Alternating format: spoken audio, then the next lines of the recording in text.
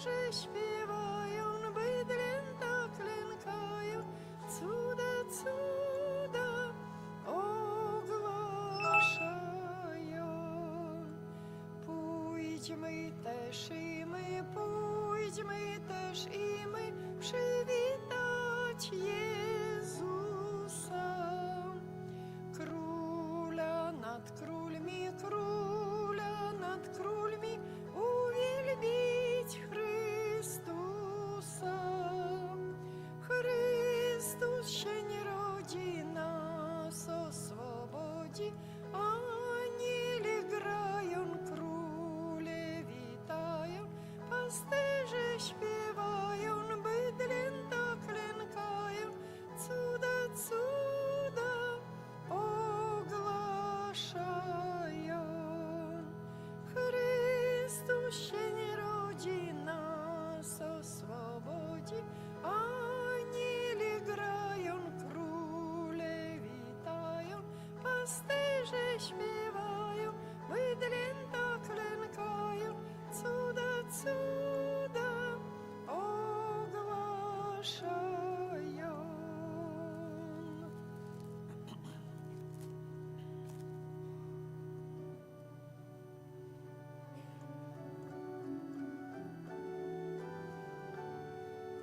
Przybieżeli do Betlejem pasterze, grają skocznie dzieciąteczku na lirze. Chwała na wysokości, chwała na wysokości, a pokój na ziemi. Chwała na wysokości, chwała na wysokości, a pokój na ziemi. Oddawali swe ukłony w pokorze Tobie z serca ochotnego, o Boże. Chwała na wysokości, chwała na wysokości, a pokój na ziemi. Chwała na wysokości, chwała na wysokości, a pokój na ziemi. Anioł Pański sam ogłosił te dziwy, których oni nie słyszeli jak żywi. Chwała na wysokości, chwała na wysokości, a pokój na ziemi. Chwała na wysokości, chwała na wysokości, a pokój na ziemi. Dziwili się na powietrzu muzyce i myśleli, co to będzie za dziecię. Chwała na wysokości, chwała na wysokości, a pokój na ziemi. Chwała na wysokości, chwała na wysokości, a pokój na ziemi.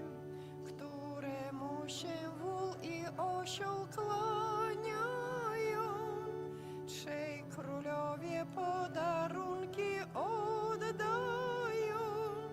Chwała na wysokości, chwała na wysokości, a pokój ziemi.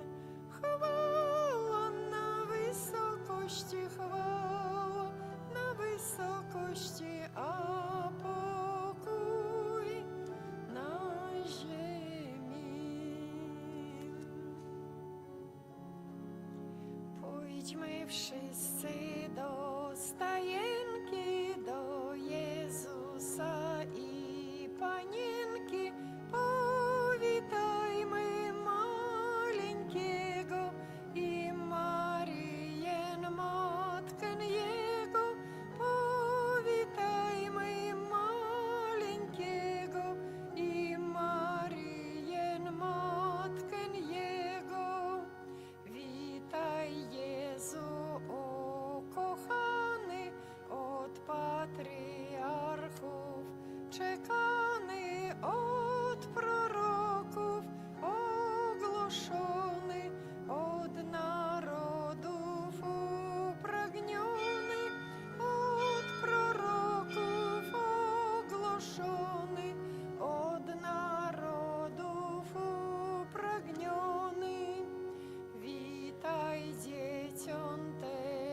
в жлобі, визнаємо Бога в тобі, co się narodził tej nocy, byś nas wyrwał z czarta mocy, co się narodził tej nocy, byś nas wyrwał z czarta mocy.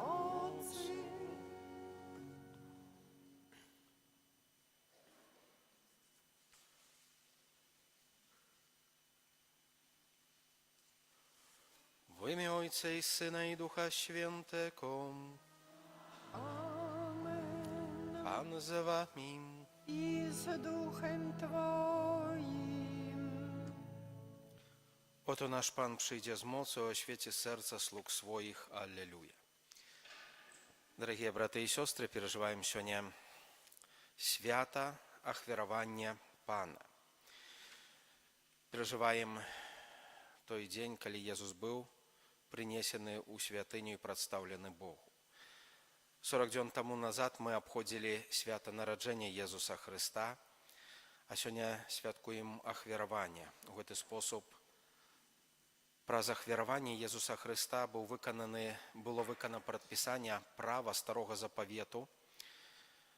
І так само про захвяровання Ісус споткався зі своїм людом, які у особі святих, які у особі Симеона і Анни вітав Його. Яны былі тымі, хто спаткаў, яны, асвечаныя Духам Святым, прыйшлі да святыні і распазналі Езуса Хрыста як збаўцу і з радасцю вызналі веру ў Яго. Падобна і мы сёння збіраемся тут пад натхненнем Духа Святога, не гледзячы на вялікі мароз, каб вызнаць веру ў нашага збаўцу Езуса Христа. Знойдзем Яго сёння у святыні пры ламанню хлеба, а некалі мы спаткаемся з Ім у хвале. Сённяшняя святая імша, у якой мы ўдзельнічаем, будзе ахвяравана ў інтэнцыі памерлай Галіны Зык у 30-й дзень пасля яе смерці. Цяпер, мае даражэнькія, будзе асвячэнне свечак. Запальваем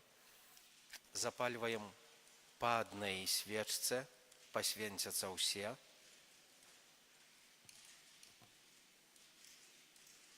По одной это значит по одной, а не у меня соседка просила.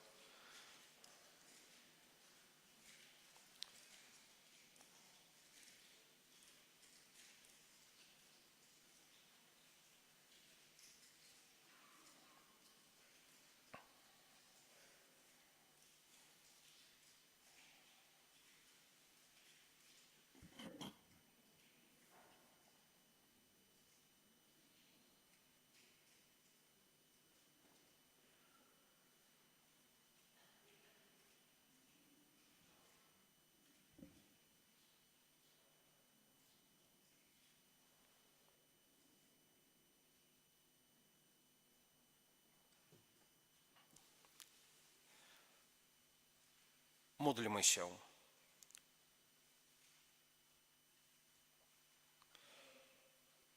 Boże źródło wszelkiego światła, Ty dzisiaj ukazałaś sprawiedliwemu Symeonowi światło na oświecenie pogan. Pokornie Cię błagamy, pobłogosław te świece i przyjmij prośby swojego ludu, który się zgromadził, aby je nieść ku Twojej chwale. Spraw, niech drogą cnu dojdzie do światłości bez końca.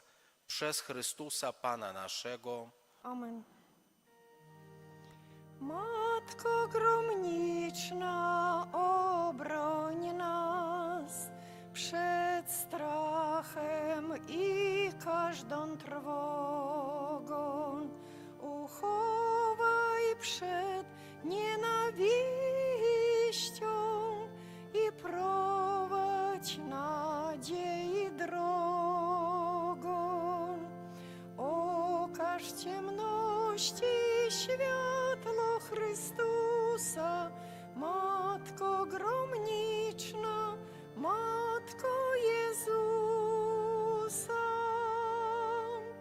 Serce Twe, Matko, przeniknął wieści. O pomoc Twą błagamy, my ludzie grzeszni. Okaż ciemności światło Chrystusa, Matko gromniczna, Matko Jezusa. Chwała na wysokości Bogu, a na ziemi pokój ludziom dobrej woli. Chwalimy Cię, błogosławimy Cię, wielbimy Cię, wysławiamy Cię. Dzięki Ci składamy, bo wielka jest chwała Twoja. Panie Boże, Królu nieba, Boże Ojcze Wszechmogący, Panie Synu jednorodzony, Jezu Chryste, Panie Boże, Baranku Boży, Synu Ojca, który gladzisz grzechy świata, zmiłuj się nad nami, który gladzisz grzechy świata, przyjm błaganie nasze, który siedzisz po prawicy Ojca, zmiłuj się nad nami. Albowiem tylko Tyś jest święty, tylko Tyś jest Panem, tylko Tyś najwyższy, Jezu Chryste, z Duchem Świętym chwalę Boga Ojca. Amen.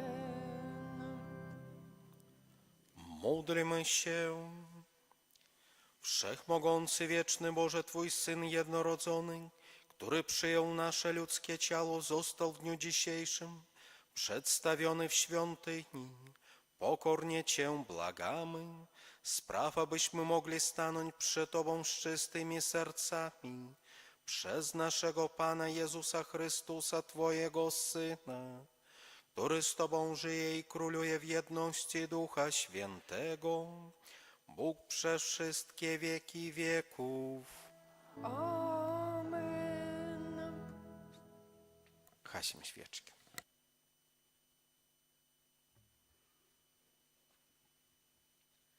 Читання книги пророка Малахії. Так каже пан Бог: «Ось я пошлю аньола моєго, і он подрихтує дорогу передо мною.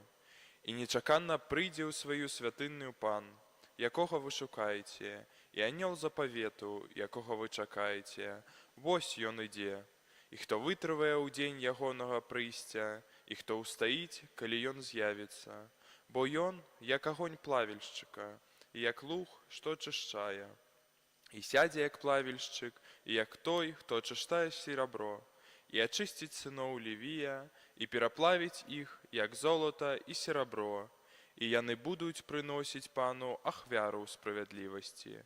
Тоді сподобається пану ахвяра Юди і Єрусалема, як у дні давні, і як у минулі годи. Це Слово Боже.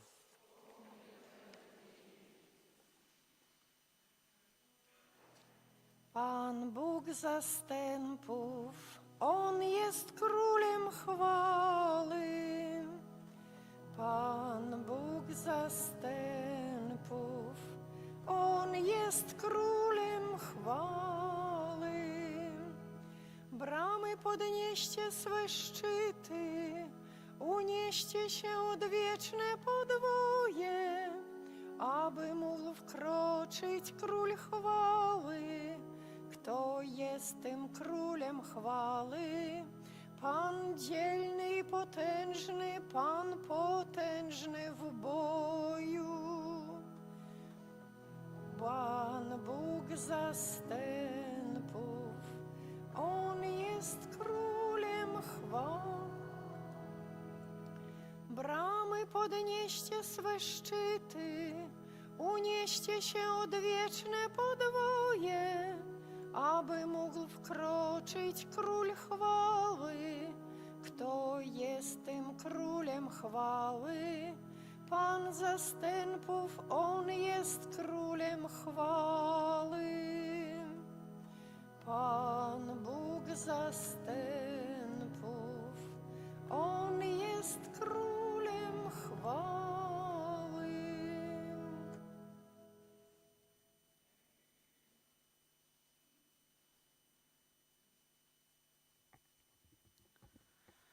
Чытанне паслання да габрэяў. Паколькі дзеці маюць удзел у целе і крыві, таму у іх падобным чынам прыняў удзел таксама Езус, каб праз смерць не зрынуць таго, хто мае ўладу над смерцю, гэта значыць д'ябла, каб збавіць тых, хто ўсё жыццё быў зняволены страхам перад смерцю.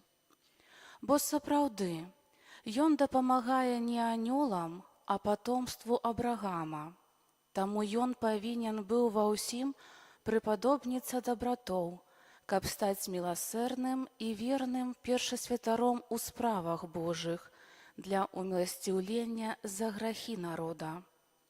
Бо як ён цярпеў, праходзячы праз выпрабаванні, так можа дапамагчы тым, каго выпрабоўваюць. Гэта Слова Божае.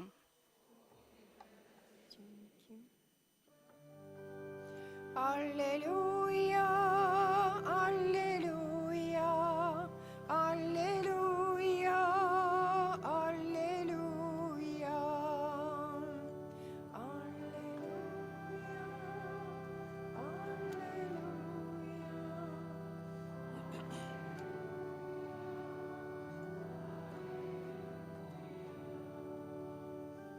Światło na oświecenie pogan i chwała ludu Twego Izraela.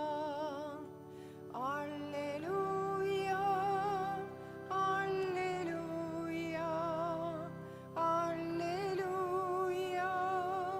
alleluja.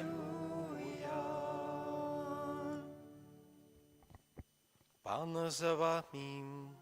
I z duchem Twoim. Czytanie Świętego Ewangelia powodle Luki. Chwała Tobie, Panie.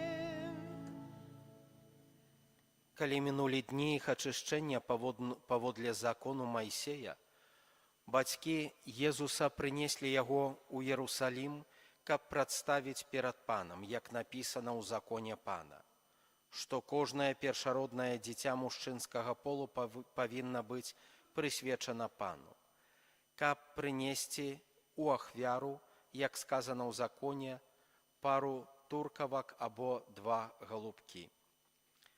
Жыў у Ерусаліме чалавек, імя якога Сімеон. Быў гэта чалавек праведны і пабожны і чакаў суцяшэння Ізраіля.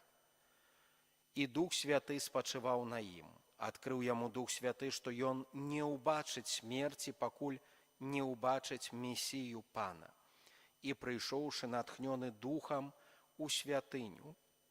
І калі бацькі прынеслі дзіця Езуса, каб учыніць з ім паводле звычаю закона, ён узяў яго ў рукі, благаславіў Бога і сказаў: «Цяпер адпускаеш слугу твайго валадару паводле слова твайго ў супакоі, бо вочы мае убачылі збаўленне тваё, якое падрыхтаваў ты перад абліччам усіх народаў, святло для асвятлення язычнікаў і хвалу народу твайго Ізраіля».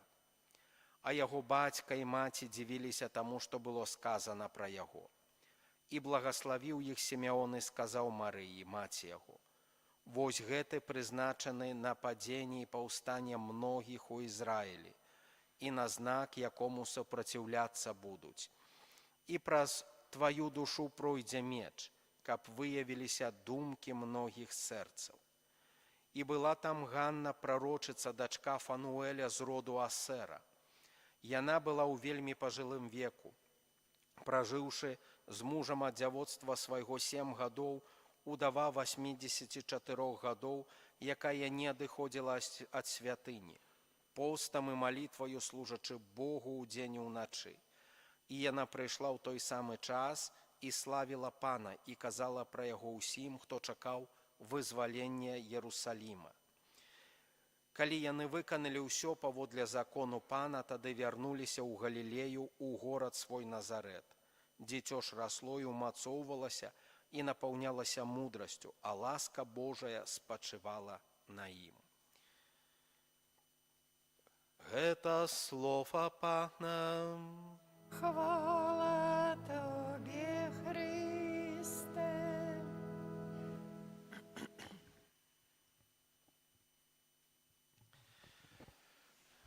Мае дарагія, сёння святкуем свята ахвяравання Пана. Як ужо зазначаў на пачатку, гэта менавіта той момант, калі Езус быў прадстаўлены ў святыні. У сённяшнім Евангелі мы чытаем, калі мінулі дні іх ачышчэння. Гэта што за ачышчэнне і як? Чаму якаясьці рытуальная нечыстасць? Мае дарагія, ачышчэнне ў старым запавеце, нечыстасць не мела таго значэння, якое мае сёння. Не ідзе гаворка пра грэх супраць 6-га альбо 9-га наказу. Не. Ачышчэнне, менавіта гэтая рытуальная нечыстасць была ў тым, што жанчына, якая нарадзіла дзіця, у гэты момант, можна сказаць, дакраналася да створчай моцы Божай. І як чалавек была негодная гэтага, таму павінна было быць яшчэ рытуальнае ачышчэнне. Уплывалі дні, 30 дзён, і тады толькі маглі ўваходзіць у святыню. Таму дзіця не магло быць прадстаўлена раней, вось толькі па ўплыве гэтых дзён.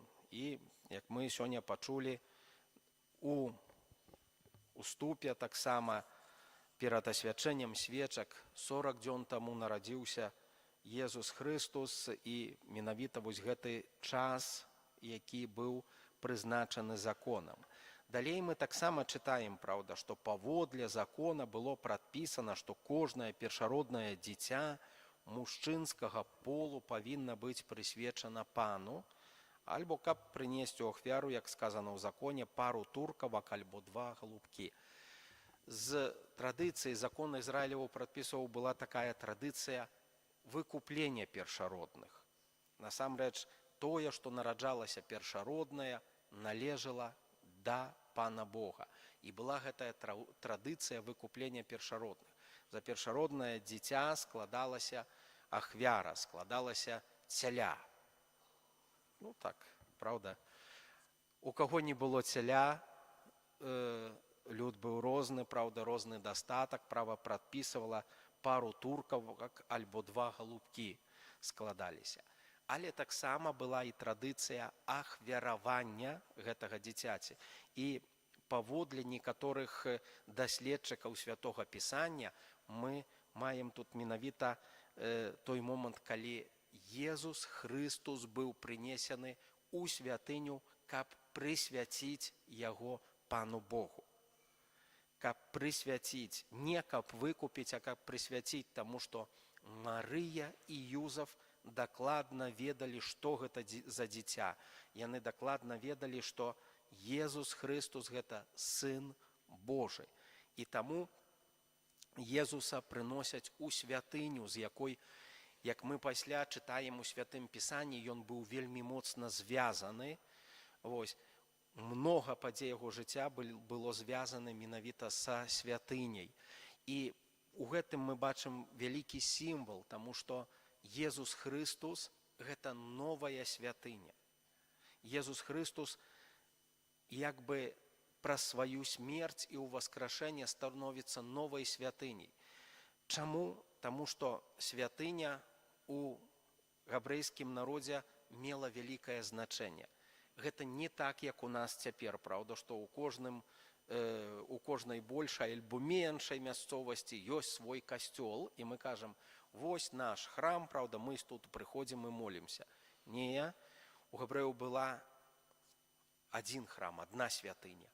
Туды людзі пілігрымавалі. Там была арка спаткання чалавека з Богом. Там знаходзілось месца, прысвечанае Богу. Там быў Бог. Чалавек, каб спаткацца з Богом, павінен быў прыйсці да святыні. Павінен быў прыйсці храм пабудаваны. Сінагога гэта не была такім месцам. У сінагозе маліліся, чыталі святое пісанне, і быў адзін храм. І вось сімвал гэтага прыходу Езуса Хрыста, калі яго прынеслі бацькі, гэта сімвал новай святыні, таму што менавіта з прыходам Езуса Хрыста гэта святыня траціць, можна сказаць, сваю моц, таму што новай святыняй з'яўляецца Езус Хрыстус. Спатканне з Богом адбываецца ў Езусе Хрысце, спатканне з Богом адбываецца ў часе святога хросту. Бог пасяляецца ў душы кожнага чалавека. Спатканне з Богом цяпер адбываецца тады, калі мы спатыкаемся з другім чалавекам, калі паміж намі ёсць любоў. Таму Езус Хрыстус у гэта свята з'яўляецца для нас як сімвал новай святыні. Святыня, якая не мае якогасьці аднаго месца. Святыня, якая распаўсюджана паміж усімі людзьмі, паміж усімі хрысціянамі. Мы усе, як касцёл, ствараем гэтую вялікую святыню прабывання Бога сярод нас. Мае дарагія, якія яшчэ, праўда, думкі, сімвалы, моманты, напэўна, іх тут вельмі шмат, але вось гэта ахвяраванне. Мы вельмі часта кажам, праўда, пра ахвяраванне Богу.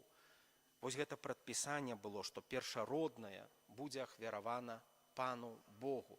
Напэўна, гэта мела вялікую традыцыю, праўда, пасхальную, калі Бог, вызваляючы з народ Ізраіляў, вызваляючы ад няволі егіпецкай, прайшоў і забівае ўсё першароднае, як назначае яго як тое, што належыць Пану Богу. Напэўна, гэтыя карані дзесьці там, але вось гэта ахвяраванне, напэўна, яно сімвалічнае. Мае дарагія, ці гатовы мы ахвяраваць тое, што найлепшае ў нас для Пана Бога? Напэўна, можна казаць пра вось гэтае ахвяраванне ў выпадку бацькоў, дзяцей, бо мы таксама прыносім дзяцей пахрысціць, дзеці становяцца дзецьмі Божымі, належаць Пану Богу. Ці гатовы мы нешта прысвяціць, каб яны Богу належалі? Ці гатовы мы ў гэтым кірунку працаваць, выхоўваць дзяцей, каб яны належалі Богу? Але, напэўна, і можа больш такое шырокае значэнне гэтага ахвяравання, ахвяравання свайго жыцця Пану Богу. Езус Хрыстус з'яўляецца перад сваім людам як новая святыня, як той, хто вызваляе чалавека з няволі граху, як той, хто прыносіць адкупленне чалавеку.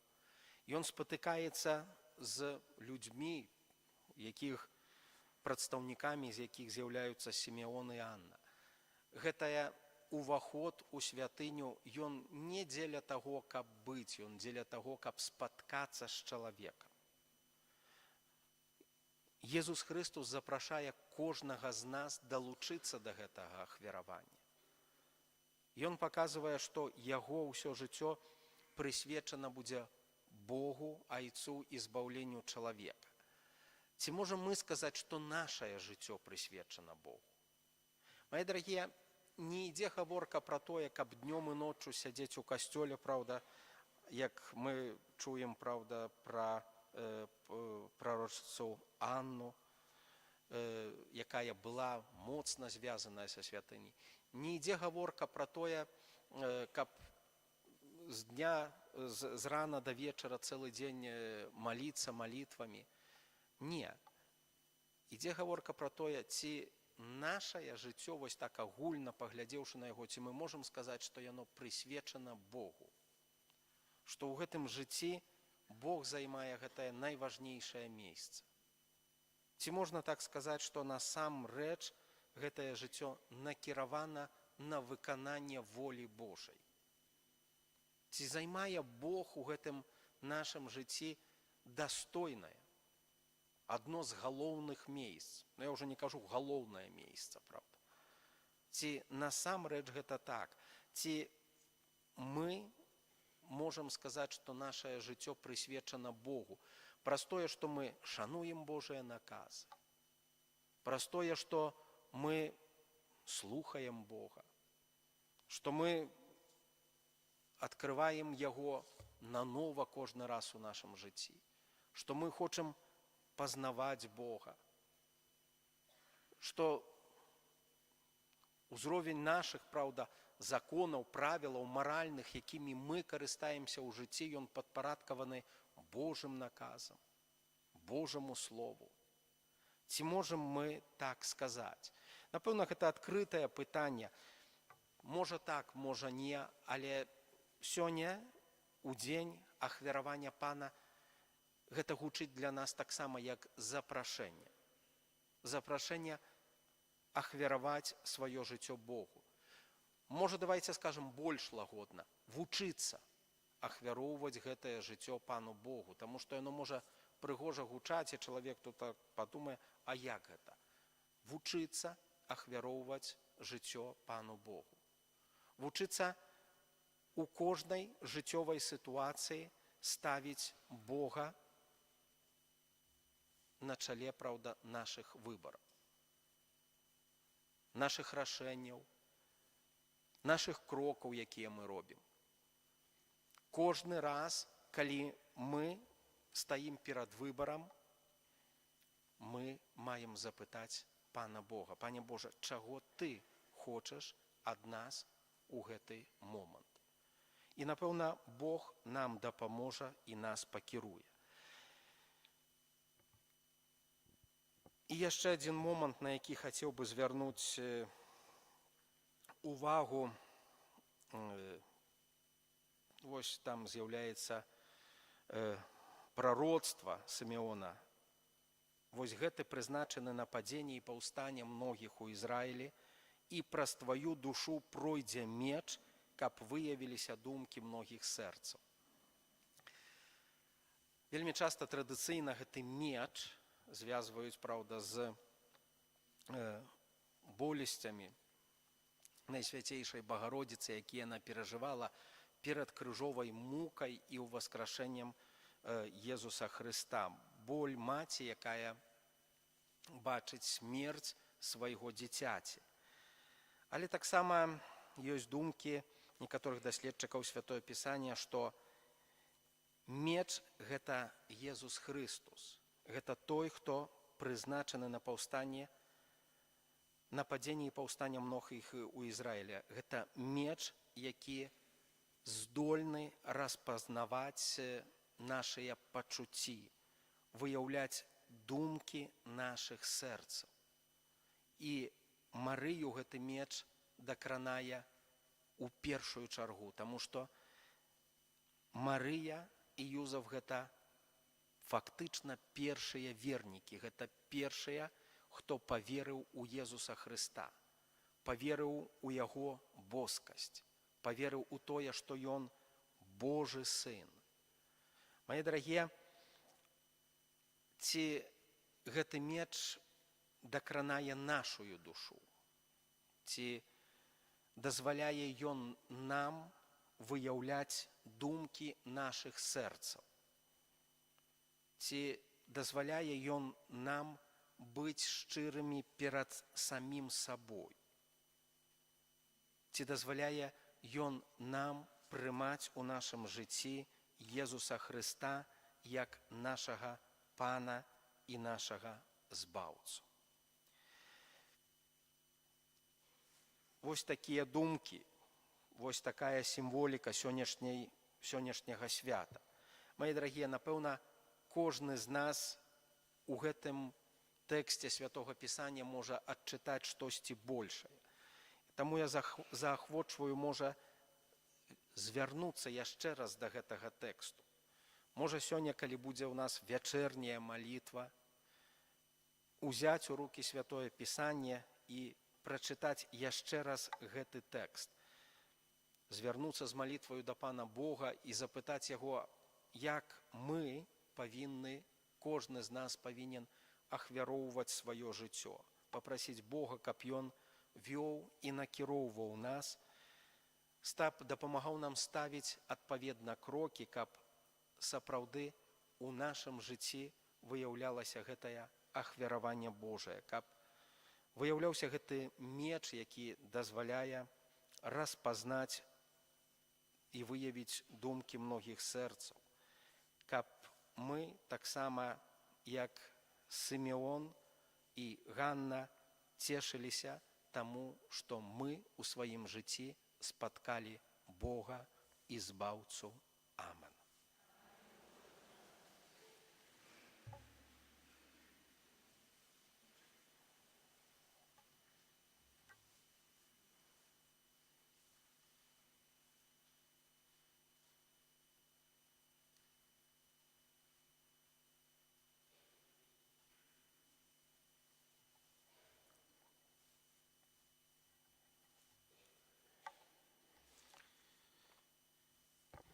Адзначаючы свята ахвяравання Пана, прадставім Айцу Нябеснаму патрэбы нашыя і ўсяго свету. Молімся за касцёл, каб ён вёў сваіх дзяцей да Бога. Цябе просім. Выслухай нас, Пане. Молімся за кансекраваных асоб. У асаблівы спосаб молімся за сясцёр, якія служаць у нашай парафіі, каб для ўсяго свету яны былі знакам вечных каштоўнасцей. Цябе просім. Выслухай нас, Пане. Молімся за бацькоў, каб яны перадавалі сваім дзецям праўды веры і практыкі рэлігійнага жыцця. Цябе просім. Выслухай нас, Пане. Молімся за людзей пажылога ўзросту, каб яны былі прыкладам пабожнасці для маладога пакалення. Цябе просім. Выслухай нас, Пане. Молімся за Алену Кішкель у дзень нараджэння з аказы юбілею 60 год, каб Маці Божая апекавалася ёй, а Бог заўсёды вёў шляхам збаўлення. Цябе просім. Выслухай нас, Пане. Молімся ў інтэнцыі сённяшняй святой імшы за памерлую Галіну Зыку 30-й дзень пасля яе смерці, каб добры Бог прыняў яе ў валадарства сваёй хвалы. Цябе просім. Выслухай нас, Пане. Молімся за нас саміх, каб усё нашае жыццё мы аддавалі ў рукі Пана Бога. Цябе просім. Слухай нас, Пане. Праслаўляем Цябе, Божа, разам з Сімеонам і Ганнай і просім, выслухай нашыя малітвы праз Хрыста, Пана нашага.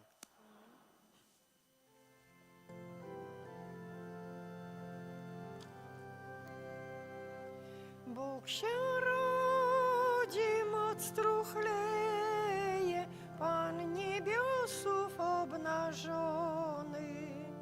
Ogień krzepnie, blask ciemnieje, ma granice nieskończone.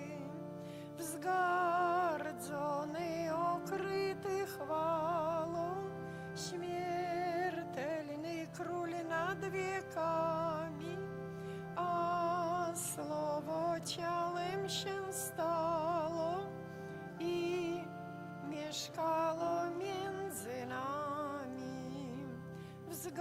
Wzgardzony, okryty chwałą, śmiertelny król nad wiekami, a słowo ciałem się stało i mieszkało między nami. Módlcie się, aby moją i waszą ofiarę przyjął Bóg Ojciec Wszechmogący. Niech Pan przyjmie ofiarę z rąk Twoich na cześć i chwałę swojego imienia, a także na pożytek nasz i całego Kościoła Świętego. Wszechmogący Boże, przyjmij z upodobaniem dary radującego się Kościoła, który zgodnie z Twoją wolą składa Tobie jako niepokalanego baranka na życie świata, jednorodzonego Syna, który żyje i króluje na wieki wieków. Amen. Pan z Wami, I z duchem Twoim. górę serca. Wznosimy je do Pana.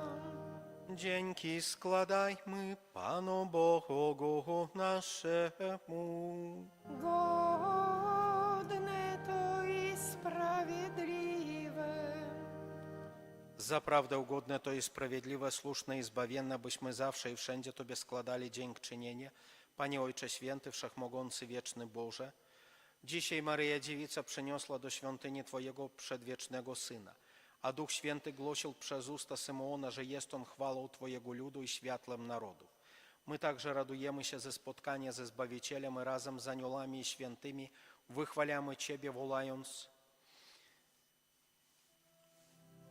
Święty, święty, święty, Pan Bóg zastępów, pełne są niebiosa i ziemia chwały Twojej. Hosanna na wysokości, błogosławiony, który idzie w imię Pańskie. Hosanna na wysokości. Zaprawdę święty jesteś Boże i słusznie Cię sławi wszelkie stworzenie, bo przez Jezusa Chrystusa, Twojego Syna, naszego Pana, mocą Ducha Świętego żywiesz i uświęcasz wszystko oraz nieustannie gromadzisz lud swój, aby na całej ziemi składał Tobie ofiarę czystą. Dlatego stajemy przed Tobą, zjednoczeni z całym Kościołem uroczyście obchodzimy dzień, w którym Twój Syn jednorodzony, światłość ze światłości, został przedstawiony w świątyni. Pokornie błagamy Cię, Boże, uświęć mocą Twojego Ducha te dary, które przynieśliśmy Tobie, aby się stały ciałem i krwią Twojego Syna, naszego Pana Jezusa Chrystusa, który nam nakazał spełniać to misterium. On bowiem tej nocy, której był wydany, wziął chleb i dzięki Tobie składając, błogosławił, łamał i rozdawał swoim uczniom, mówiąc: bierzcie i jedzcie z tego wszyscy. To jest bowiem ciało moje, które za was będzie wydane.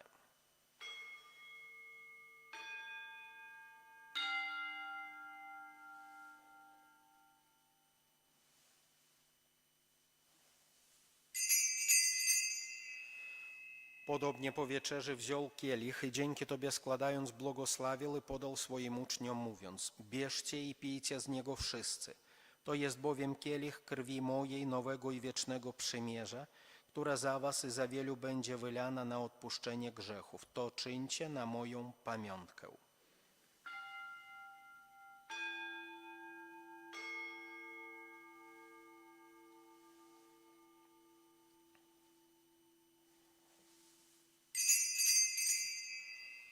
Oto wielka tajemnica wiary. Głosimy śmierć Twoją, Panie Jezu, wyznajemy Twoje zmartwychwstanie i oczekujemy Twego przyjścia w chwale. Wspominając, Boże, zbawczą mękę Twojego Syna, jak również cudowne Jego zmartwychwstanie i w niebo wstąpienie, oraz czekając na powtórne Jego przyjście, składamy Ci wśród dziękczynnych modlów tę żywą i świętą ofiarę. Wyjrzyj, prosimy, na dar Twojego Kościoła i przyjmij ofiarę, przez którą nas pojednałeś ze sobą. Spraw, abyśmy posileni ciałem i krwią Twojego Syna i napełnieni Duchem Świętym stali się jednym ciałem i jedną duszą w Chrystusie.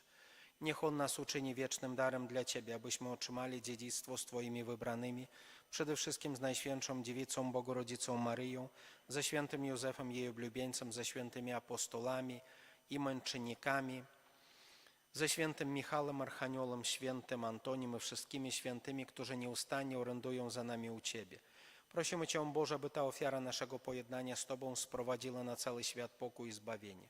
Utwierdź wierzę i miłości Twój Kościół pielgrzymujący na ziemię, więc Twojego sługę, naszego papieża Leona, naszego biskupa Włodzimierza, wszystkich biskupów świata, duchowieństwo i cały lud odkupiony. Wysłuchaj łaskawie modlitwy zgromadzonych tutaj wiernych, którzy z Twojej łaski stoją przed Tobą. W miłosierdziu swoim, o dobry Ojcze, zjednocz ze sobą wszystkie swoje dzieci rozproszone po całym świecie. Przyjmij do swojego królestwa naszych zmarłych braci i siostry oraz wszystkich, którzy w Twojej łasce odeszli z tego świata. Ufamy, że razem z nimi będziemy się tam wiecznie radować Twoją chwałą przez naszego Pana Jezusa Chrystusa, przez którego obdarzasz świat wszelkimi dobrami. Przez Chrystusa, z Chrystusem i w Chrystusie. Tobie, Boże Ojcze Wszechmogący, w jedności Ducha Świętego, wszelka cześć i chwała przez wszystkie wieki wieków. Amen.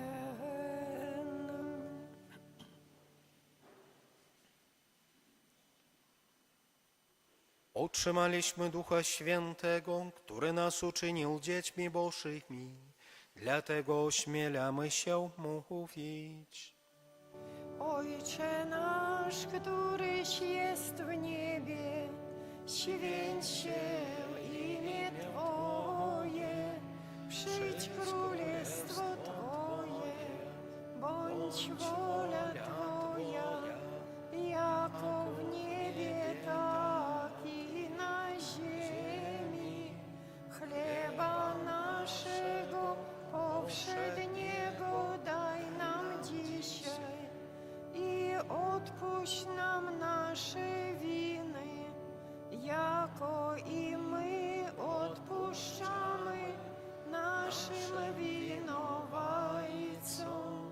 I nie wódź nas na pokuszenie, ale nas zbaw ode złego. Wybав nas, Panie, od zła wszelkiego i obdarz nasze czasy pokojem. Wspomóż nas swoim miłosierdziu, abyśmy zawsze wolni od grzechu i bezpiecznie od wszelkiego zamętu, pełni nadziei oczekiwali przyjścia naszego Zbawiciela Jezusa Chrystusa. Bo Twoje jest królestwo i potęga i chwała na wieki. Panie Jezu Chryste, Ty powiedziałeś swoim apostolom, pokój wam zostawiam, pokój mój wam daję. Prosimy Cię, nie zważaj na grzechy nasze, lecz na wiarę swojego Kościoła i zgodnie z Twoją wolą napełnij go pokojem i doprowadź do pełnej jedności, który żyjesz i królujesz na wieki wieków. Amen.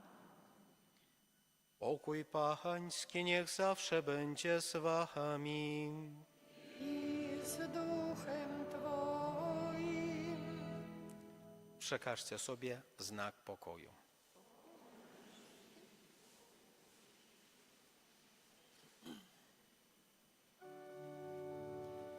Baranku Boży, który gładzisz grzechy świata, zmiłuj się nad nami. Baranku Boży, który gładzisz grzechy świata, zmiłuj się nad nami. Baranku Boży, który gładzisz grzechy świata, obdarz nas spokojem.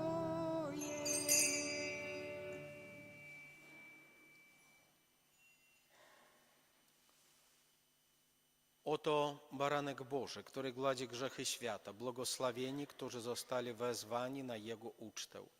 Panie, nie jestem godzien, abyś przyszedł do mnie, ale powiedz tylko słowo, a będzie uzdrowiona dusza moja.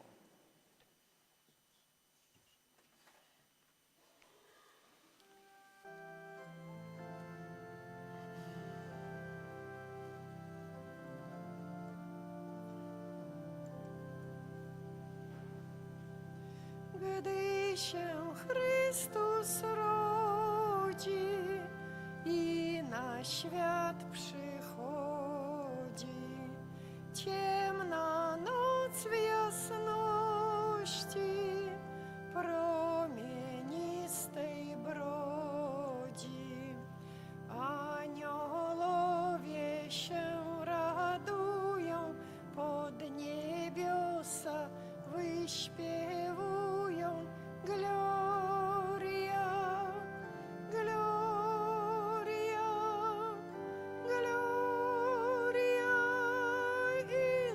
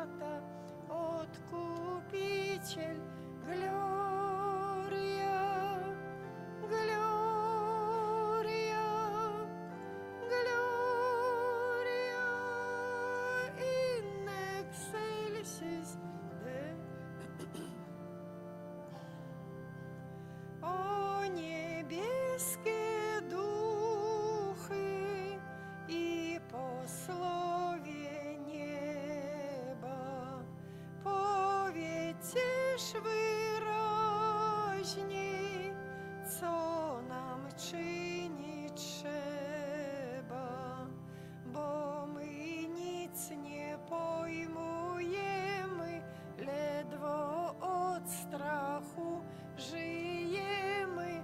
Gloria, gloria, gloria in excelsis Deo. Bo my nic nie pojmujemy, ledwo od strachu żyjemy.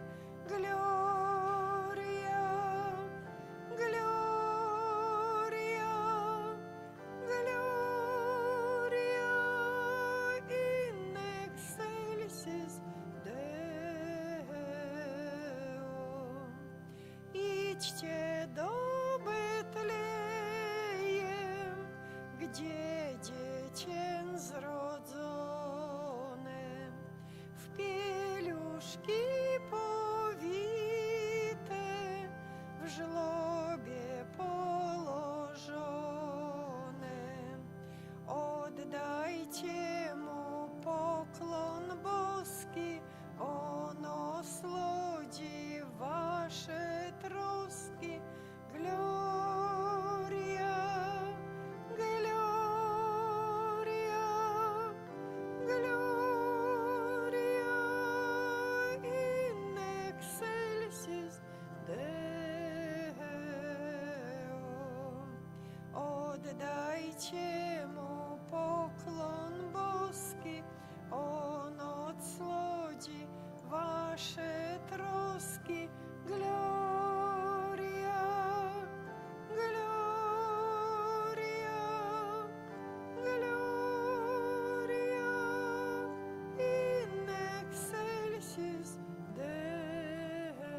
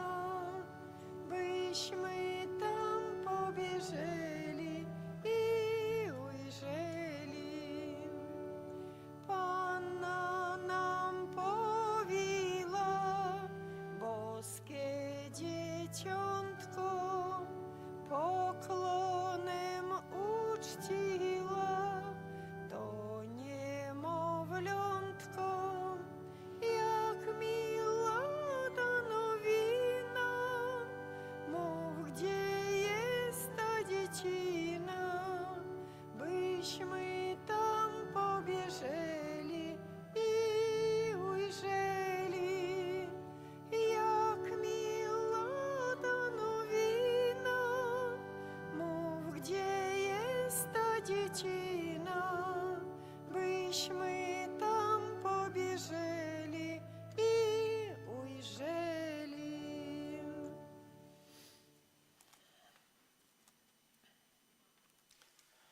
Módlmy się. Boże nasz Ojcze, przez Najświętszy Sakrament, który przyjęliśmy, umocnij w nas swoją łaskę. Ty spełniłeś oczekiwania Symeona i pozwoliłeś mu oglądać przed śmiercią Chrystusa. Spraw, abyśmy dążyli na spotkanie ze Zbawicielem i osiągnęli życie wieczne przez Chrystusa, Pana naszego. Amen. Moi дорогие, сегодня jeszcze święta msza o godzinie 18.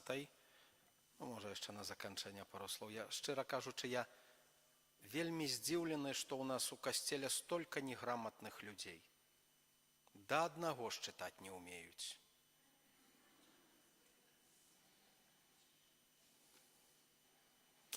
Мои дорогие, вот вы зробили ремонт в этом костеле, вы зробили за ваши гроши. Так бережите это. Понимаете, вот как вы поглядите, тут уже туман стоит от дыма этих свечек. Вот. Посвятятся яны. Не надо этот факел. Ну, правда, не надо. Ну, я не ведаю, что сказать. Разумеете, как на споведи, муж не слухает, дети не слухают, а вы кого слухаете?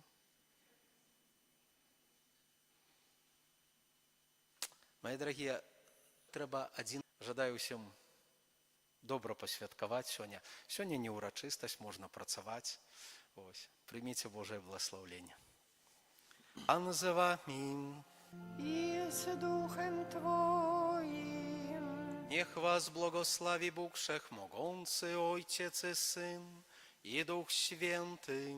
Amen. Idźcie w pokoju Chrystusa. Bogu niech będą dzięki. W żłobie leży, któż pobieży kolędować malemu Jezusowi, Chrystusowi, dziś nam narodzonemu. Pastuszkowie, przybywajcie, Jemu wdzięcznie przygrywajcie, jako Panu naszemu. Pastuszkowie, przybywajcie, Jemu wdzięcznie przygrywajcie, jako Panu naszemu. Anioł Pański zwiastował Pani